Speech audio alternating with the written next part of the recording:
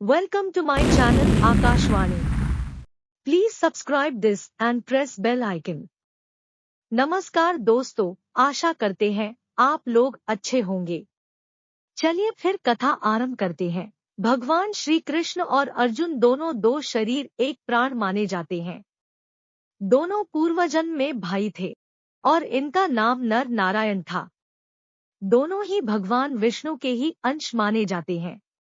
महाभारत के महायुद्ध में श्री कृष्ण ने सारथी बनकर पांडवों को जीत दिलाई।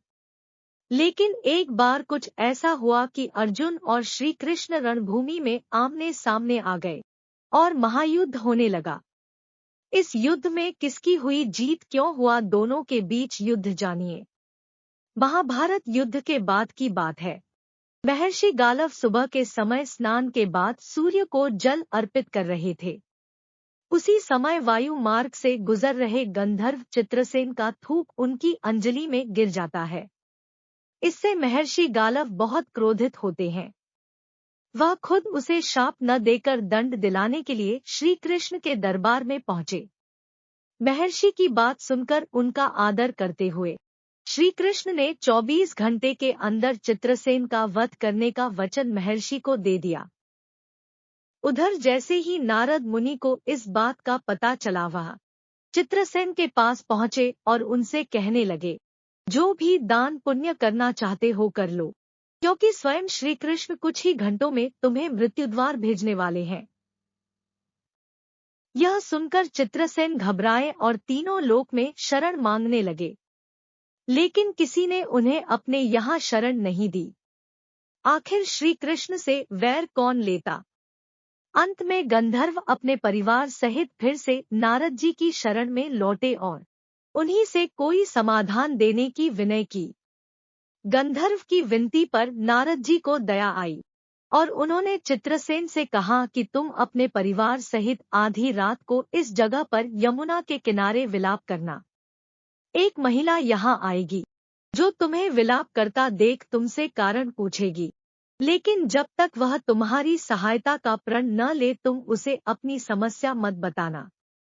चित्रसेन तैयार हो गए। फिर नारद जी श्री कृष्ण की बहन और अर्जुन की पत्नी देवी सुभद्रा के पास पहुंचे और उनसे कहा कि आज बहुत ही शुभ तिथि है। आज मध्य रात्रि में यमुना में स्नान करना और दीन का दुख दूर करने पर अक्षय लाभ की प्राप्ति हो सकती है। इस पर सुभद्रा रात को अपनी दो सखियों के साथ यमुना में स्नान के लिए पहुंची।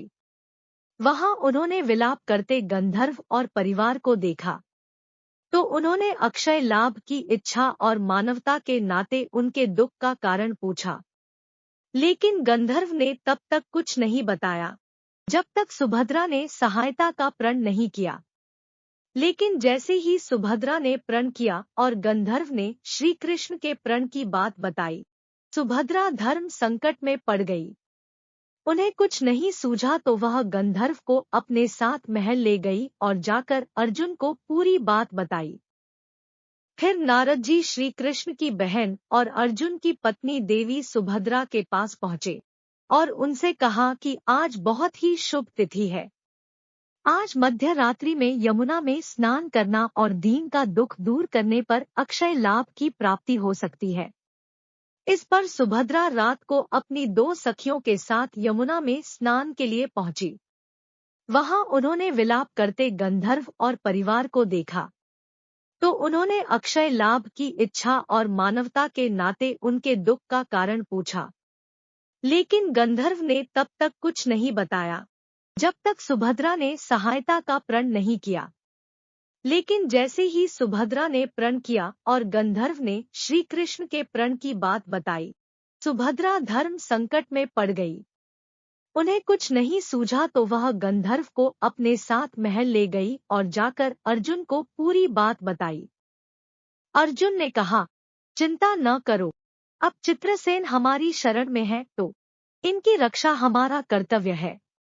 उधर देव ऋषि नारद श्री कृष्ण के पास पहुंच गए और उन्हें बताया कि प्रभु आप गंधर्व चित्रसेन को मारने की तैयारी में तो हैं, लेकिन स्वयं आपके प्रिय अर्जुन ने उसे अपने संरक्षण में रखा है। इस पर कान्हा नारद मुनि से कहते हैं कि आप जाकर अर्जुन को समझाने का प्रयत्न करें।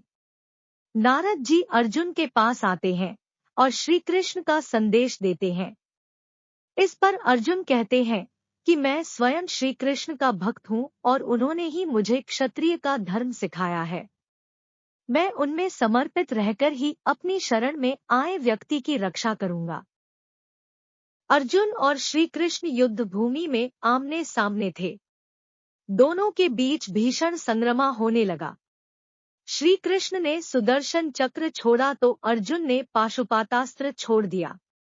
इस तरह विष्णु और शिव के अस्त्र आमने सामने हो गए।